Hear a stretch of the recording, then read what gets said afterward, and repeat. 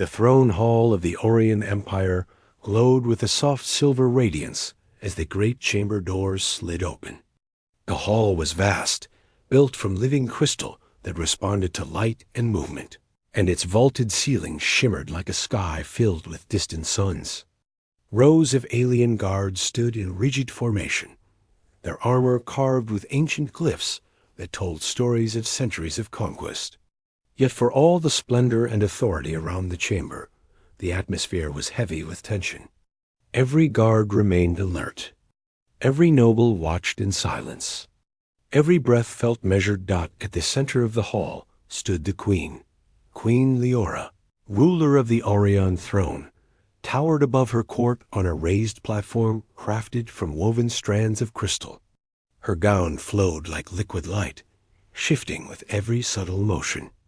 Her presence was regal, powerful, unshakable, and her violet eyes surveyed the approaching steps of the envoy with an unreadable expression. Her people feared her power, admired her wisdom, and honored her as the living symbol of their empire. And today, she had summoned a human soldier to stand before her. Humans were new to the starways. Their ships were clumsy by Orion standards. Their technology was primitive. Their treaties lacked elegance. Yet they surprised the galaxy with boldness no one expected, fearlessness that ignored all logic, and unity that seemed to rise strongest in their darkest hours. The Orion Empire had recently faced a crisis with a rogue faction in its own territory, and humans, against all predictions, had intervened and rescued an entire colony. Caught in the crossfire, the Queen had demanded to meet the human who led the rescue, the human who, for reasons unknown, she had reacted to with attention none of her court had seen before. Now, as Captain Eric stepped into the hall, armored from neck to boots in the matte black plating of his expedition unit, the guard shifted subtly. His movements were steady and controlled. His posture was disciplined. His helmet concealed his face behind a reflective visor that mirrored the shimmering palace around him. He walked alone toward the Queen's platform, completely surrounded by beings who considered humanity, a young and inexperienced newcomer to the galaxy. He walked without fear. Whispers spread through the chamber as he approached. Some nobles marveled at the courage of a species so young. Others questioned why the Queen had insisted on meeting this particular soldier herself. A few muttered that the Queen should not lower her dignity for a newcomer nation. But the Queen was silent. Only when Eric reached the foot of the radiant steps did she finally speak. Human soldier, you have been summoned to our palace to answer a question that has remained in my mind since the moment reports of your actions reached my throne. Her voice was calm and smooth, but there was a subtle tremor beneath her tone, a tremor so faint that only the closest advisors could hear it. Eric bowed. I am honored to stand before the Queen of the Orion Empire. The Queen's eyes studied him, lingering on every line of his armor, every controlled motion, every breath. Something deep within her shimmered with recognition, though she could not place it. Reports state that you risked your life to rescue an entire colony of my people while under heavy fire. You are not obligated to intervene. Your mission parameters did not require it. Your ship was outgunned and outnumbered. Yet you refused to retreat. My question is simple. Why? The chamber grew still. Eric hesitated, his voice steady but thoughtful. Because they were in danger. The Queen stared. That is not an answer worthy of the risk you took. Your small ship could not have defended itself. You placed your entire crew at risk. And your species has no alliance with my empire. Why would you sacrifice so much for those you hardly know? Eric lifted his head slightly, because it was right. Echoes rippled through the hall. Some nobles looked puzzled. Others scoffed. A few leaned forward, curious. Humans confused them. Their answers were too simple. Their motives too direct. Their bravery too instinctive. The Queen, however, felt something else stir in her. something ancient, something painful. She rose from her throne with slow, deliberate steps. Her gown shifted around her like flowing stars. Her presence filled the air. "Human soldier, remove your helmet." The hall gasped. Even Eric stiffened. No awful visitor was ever ordered to expose their face in such a formal setting. It was neither customary nor expected, but the Queen's eyes were fixed on him with an intensity no one dared challenge. Eric lifted his hands to the sides of the helmet. The chamber seemed to hold its breath as the locks disengaged with a soft hiss. He lifted the helmet slowly, letting the cool palace air touch his skin. When the helmet finally came away, revealing his face, a wave of murmurs swept the hall. The Queen froze. Every guard froze.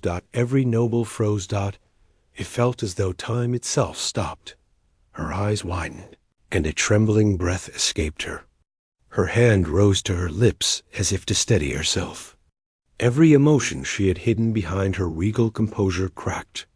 Her throat tightened, her chest constricted, and her voice faltered in a way no one alive had heard before, because the face before her was familiar, deeply familiar, painfully familiar. Eric's eyes, the same warm shade she remembered. His expression, steady and calm. His features, although human, mirrored someone from her past so closely that her heart twisted in her chest. In that moment, the Queen was no ruler. She was no symbol. She was a mother who once lost a child, years ago. Before many in the hall were born, the Orient Empire had faced a terrible disaster near the border of a collapsing star. A rescue transport carrying refugees, including her own infant son, was lost. No trace of the vessel was found. All believed it perished in the collapsing gravitational tides. For the Queen, it was the deepest wound she carried, hidden from the galaxy behind an unbreakable facade. And now, standing before her, was a human soldier with the face of the child she had lost. Her knees weakened.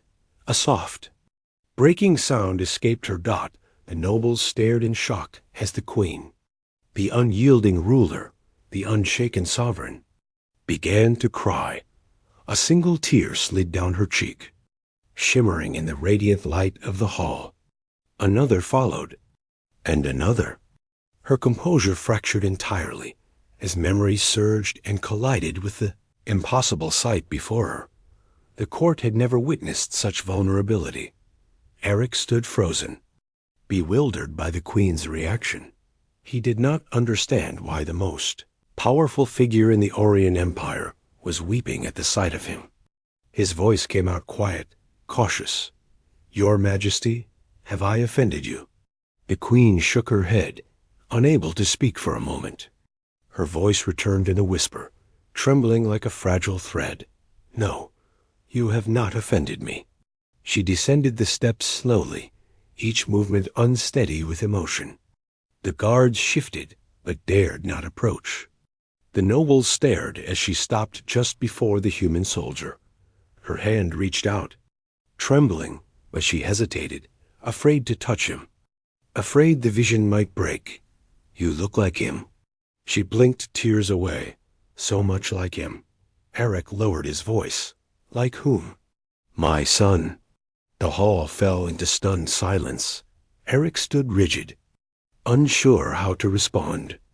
The Queen's pain was palpable, resonating through the crystal hall like a silent storm. Slowly, she regained a measure of composure. Her voice strengthened, though still heavy with grief. "My son would have been your age now. His ship vanished long ago. We found no trace. I searched for cycles. I sent fleet after fleet. And now I stand before a human soldier who carries his face." Eric softened. His voice dipped with empathy. "I am sorry for your loss." But the Queen shook her head. "I do not want your pity. I want the truth. Tell me who raised you." Eric hesitated. "I was found near the wreckage of a damaged shuttle when I was very young.